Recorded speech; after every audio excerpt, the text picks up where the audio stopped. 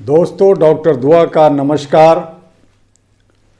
आज हम सब एक ऐसे विषय पे बात करना चाहते हैं जो हकीकत है, सच्चाई है। जब मर्द की मजबूरी को अपराध बना दिया जाता है, दोषी ठहरा दिया जाता है। आज का समाज मर्द से दोहरी मांग करता है, वह मजबूत भी रहे और कभी टूटे भी ना। यही सबसे बड़ा अन्याय मर्दों के साथ होता है। मर्द को रोकने की इजाजत नहीं, थकने का अधिकार नहीं, मर्द को रोने का अधिकार नहीं, कुछ शिकवा शिकायत करने की आज़ादी भी नहीं। अगर वह बोले तो कमजोर, चुप रहे तो घमंडी और टूट जाए तो नाकाम। यह कोई संजोग नहीं, यह व्यवस्थित जुल्म है। मर्द कब टूटता है? सवाल उठता है, मर्द कब टूटता है? मर्द उस दिन नहीं टूटता जब उसके पास पैसा नहीं होता। वह टूटता है उस दिन जब उसकी मजबूरी को उसकी मर्दानगी पर हमला बना दिया जाता है। जब वह कहता है दबाव है और जवाब मिलता है ड्रामा। जब वह कहता है समझो और कहा जाता है तुम्हारा फर्ज है। जब वह चुप रहता है ताकि घर बचे और उसी चुप्पी को उसके खिलाफ सबूत बना दिया जाता है। यही मर्द अंदर से मरने लगता है। संवाद नहीं, सजा मिलता है। आज कई घरों में पति पत्नी नहीं रहते, जज और अभियुक्त रहते हैं। मर्द को बोलने नहीं दिया जाता, सिर्फ सफाई देने दी जाती है। और जब सफाई भी नाकाफी लगे तो चुप्पी को हथियार बना दिया जाता है। यह रिश्ता नहीं, मानसिक ट्रायल है जिसमें फैसला पहले से तय होता है।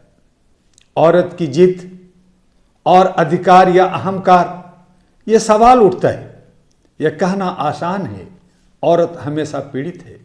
लेकिन हकीकत यह है कि जब औरत खुद को हर हाल में सही मान ले, पति की बात को सुनने लायक न समझे, मायके की सलाह को अंतिम सत्य बना ले और हर असफलता का दोष मर्द पर डाल दे, तो वह अनजाने में घर नहीं सत्ता चलाने लगती है। यही वह बिंदु है जहां रिश्ता बराबरी से उतरकर दबाव की राजनीतिक बन जाता है। बेवफाई सिर्फ शरीर से नहीं होती, बेवफाई तब भी होती है जब सामने वाले को बोलने न दिया जाए, उसकी भावनाओं को मजाक बनाया जाए और हर बार उसे दोषी ठहराया जाए। इसे समाज नाम नहीं देता, लेकिन मर्द इसे रोज जीता है।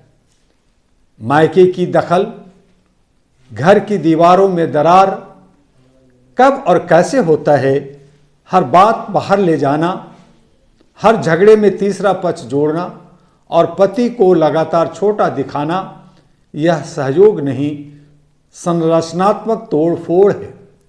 मर्द यहाँ भी दोषी ठहरता है, क्योंकि उससे उम्मीद की जाती है कि वह अपमान भी समझदारी से सहे। समाज का पखंड, समाज तालियां बजाता है जब मर्द कमाता है लेकिन आंखें फेर लेता है, तब वह टूटता है। फिर वही समाज पूछता है मर्द शराबी क्यों हो गया, मर्द चिड़चिड़ा क्यों हो गया, मर्द आत्महत्या क्यों करता है। सवाल गलत है। सही सवाल यह है, क्या किसी ने उसकी मजबूरी समझी? वो शराब क्यों पी रहा है, वो फ्रस्ट्रेशन में क्यों आ गया है?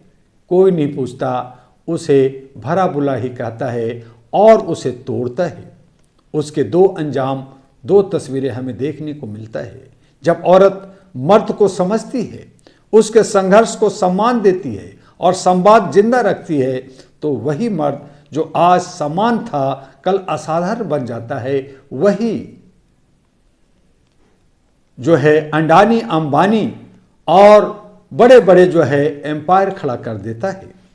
यही वजह है कि इतिहास में सफल पुरुषों के पीछे अक्सर साझेदारी रही है। अगर मियाँ बीवी की समझ, एक दूसरे में समर्पण होगा, तो वो समाज में ऊंचे दर्जा प्राप्त करेगा वो सफलता हासिल करता है।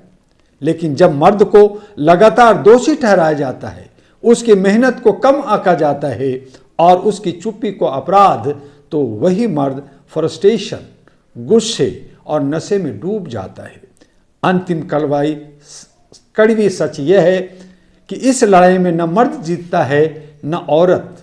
मर्द आत्मसम्मान हारता है, औरत सुरक्षा हार जाती है, बच्चे स्थिरता, बच्चे बिगड़ जाते हैं और वो घर टूट जाता है, महल, घर, वो सब खंडहर बन जाता है। नुकसान आखिरकार मियाँ बीवी दोनों का ही होता है। अगर सच में रिश्ते बचाने हैं तो यह मानना होगा मर्द भी इंसान है, उसकी मजबूरी अपराध नहीं और संवाद कोई एहसान नहीं, वरना सही साबित होने की जिद में दोनों बिखर जाते हैं। गलत घरों की कीमत वसूलती रहेगी, यही हकीकत है और यही सच्चाई है। इसलिए हम औरत को दोष दें या मर्द को दोष दें, दोष देने वाले तोड़ने वाले एक नहीं अनेक होते हैं, मजे लेते हैं, चटकारे लेते हैं, लेकिन घर को बनाने वाला, घर को संभालने वाला वही है मर्द और औरत। समझदारी से आगे बढ़ते हैं तो वो बड़ा होता है, विकसित होता है और उसके जीवन में हर खुशियाँ मिलती है। लेकिन वही दो धड़ अगर किसी की बहकावे में आकर गलत राह पे चले जाते हैं और ईगो और मैं बड़ा की लड़ाई लड़ते हैं, तो वो घर खंडहर बन जाता है, ख़त्म हो जाता है। इसका दोषी कौन है? मर्द और औरत को खुद सोचना चाहिए। आज का एपिसोड इतना ही, फिर मिलेंगे आपसे अगले एपिसोड में। आपका डॉक्टर दुआ। जय हिंद, जय भारत।